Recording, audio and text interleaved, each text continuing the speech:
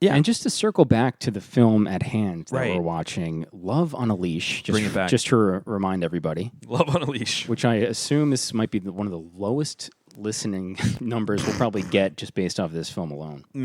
We'll It's see. possible. We'll see. We'll see.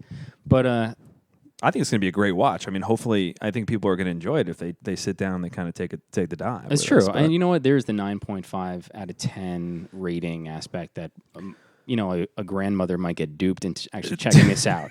Although I don't know if she's really up on the IMDb charts too often. But Who were you talking about? Just like a general, just like a the general grandma person population? saying, "Oh, like, what are some of the top-rated films on IMDb?" Oh yeah. Like, Love on a Leash. It's on Amazon Prime. I'll check it out right now. So the one thing I will say about this is I think that if you are looking for the bad film experience and you do pull up Love on a Leash, I think you're going to get pulled in pretty quickly. I mean, the cover alone is so evocative. I mean, it kind of immediately says, you're in the right place. It does, and also it gives off a vibe that this woman is in love with a dog. That dog is looking right back at her with all the force of emotion that she's giving to him. Yes, that is true. And it kind of led me into a research pitfall where I decided to look up the strangest things that people have married. Oh, that's good. I want to know. And Mirror.uk, one of the most reputable websites absolutely. out there. That's where I get my news. It had a great article, The 8 Strangest Things People Have Married. Oh, that's perfect. See, Mirror UK is always there with what you need. It's true. The truth. And I won't read all of these. Not all of these are that great, but some of them are pretty good. This is the story of a 20-year-old undergrad student who wants to marry Tetris, the video game. Dude, that's such a strong start. Wait a second. She wants to marry not her console, like the actual game. Like she plans to marry her Tetris video game. Okay, her Tetris. But I mean, I think that can be interpreted different ways. Oh my God. She identifies as an objectum sexual. Objectum? Meaning she is attracted to objects. Okay. She's not the only one, for sure. This is one of the best tidbits. She has been in a relationship with a calculator that she named Pierre. And she admits that she also has felt attracted to monorails, iPods, my God. and a GPS system. Doesn't get specific. Monorails, huh? That's looking pretty phallic there, huh? Monorails, specifically monorails, not trains. Monorails. Monorails. What the fuck? Where is she? Where is she from? Do we She's know? at the University of Florida. University of in the great country, the United States of America. Florida, dude. I'm sorry, but Florida. What the fuck? She likes to be known as a fractal Tetris hurricane, whatever that means. And she surrounds herself with Tetris-shaped objects in her room. Wait, what? She surrounds herself with Tetris-shaped objects in her room. Now, sorry if I missed this, but did they clarify that it's her particular Tetris, Yes. console? Yeah. Okay. Young woman getting married to her Tetris video game. Oh, my God. And explains how they... Sorry, this is the first time I'm reading this part. Explains how they enjoy a physical relationship. Yeah. I was going to ask how this works. I don't know. Ooh. Can we get it? Can I get a visual on this thing? Wait. Okay. Wait a second. What is it? That can't be it. Well, this is a picture of the young woman holding up a picture of Just Tetris. Okay, because I wanted to see what the actual thing was, kind of try to get an image in my mind of how this works. No, we don't see what she's physically interacting with, but she says Tetris is beautiful and it stimulates her mind, and I can't blame her for that whatsoever. Man, that's such a strong start. Oh my God, that's so good. Yeah. Okay. The next one, it's not as crazy. It's pretty weird. This woman's she wants to marry her duvet cover. Oh wow. Yeah, I can only imagine how that relationship started. It's because it's the most intimate and reliable relationship she's ever had. Wait, the duvet cover is the most intimate and reliable relationship she's ever had. I kind of get it. Yeah, and she's organizing a lavish ceremony with the help of a wedding planner to celebrate her love for the bedding. Dude, when was this published, this article? This article was published in January of 2019. It's pretty recent. So I'm kind of wondering if we'll get a follow-up, maybe some pictures from these weddings and shit. Absolutely. Yeah, that woman, she describes herself as a rude, crude, spectacular exhibitionist. And she issued an open invitation to anyone wishing to celebrate with her. And I might take her up on that because I would love to be a part of that ceremony. That sounds incredible. My duvet is the longest, strongest, most intimate, and reliable relationship that I've ever had. That's because it always has been there and for me and gives me great hugs. Wow, it gives me great hugs. Very sad to hear that.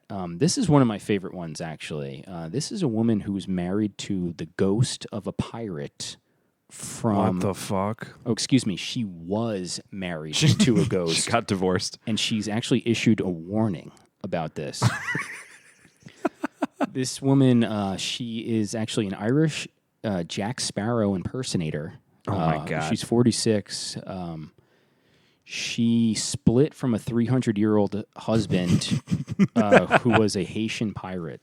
And she was married by a shaman priest. Yo, voodoo priest, maybe. Yeah, the pirate was her soulmate from the 1700s who was executed for thieving on the high seas. How did she meet him? Did they say? I imagine just working as an Irish Jack Sparrow impersonator. Of course, sorry. How could you probably come across quite a bit of these characters when you're completely delusional and have psychosis. They find you, man. They know you're one of them. She does issue a warning. She says, be very careful when dabbling in spirituality. Just generally. Yeah. Dude, that's so funny. Damn, that's so good. Fuck. Yeah. There's a woman who married herself. That's not as crazy. There's a woman who married a chandelier. Wow. She's filled her home with 25 hanging lamps. Oh man. And she's embarked on she's 33. She embarked on an open relationship with a chandelier and is engaged to a 28-inch wide light called Luminaire. Wow. After buying it on eBay. Wow. And it was love at first sight. So after she dropped 400 love pounds. at first light. She dropped 400 pounds? In British currency. Oh, sorry, dude. I thought she dropped weight. No. She'd be attractive to the chandelier. I wish that was actually the case. And she's an objectum sexual herself. Right. Like I said, she's not alone. I mean, there's a lot of people fucking dolls, so they're not alone. They just have a little bit of a different set of things that gets them going. Yeah. Her name is actually Amanda Liberty, and that's important because she says she first fell in love with a drum kit at 14 and later the Statue of Liberty before changing her surname. Wow, she fell in love with the Statue of Liberty. Wow. So she changed her name to Amanda Liberty. She changed her name. Oh, my God. And there's a picture of her kissing a chandelier. It's beautiful. Are we going to... It's starting to make me wonder about what what else is out there. I guess so. I mean, I'm not... And then there's no judgment here. Just like, what? Whoa. Like, wow. Like, I guess human sexuality is a very diverse and unusual category and thing. But it's just amazing. Yeah, anyway. Yeah, speaking of unusual categories, this woman married a roller coaster. Wait, is this the same one? This is a different woman. Does she have to purchase the roller coaster first, or she goes? I guess you just do a ceremony. All these marriages are non-consensual. I'm realizing. Now. Yeah, that's an interesting aspect to this whole thing.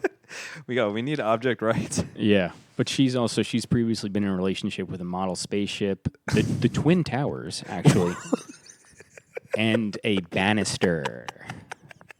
Yo, shout out 9/11 is today. Yeah. I didn't know the Twin Towers were leaving a widow behind. God, Twin Towers coming up 2 times. Wow.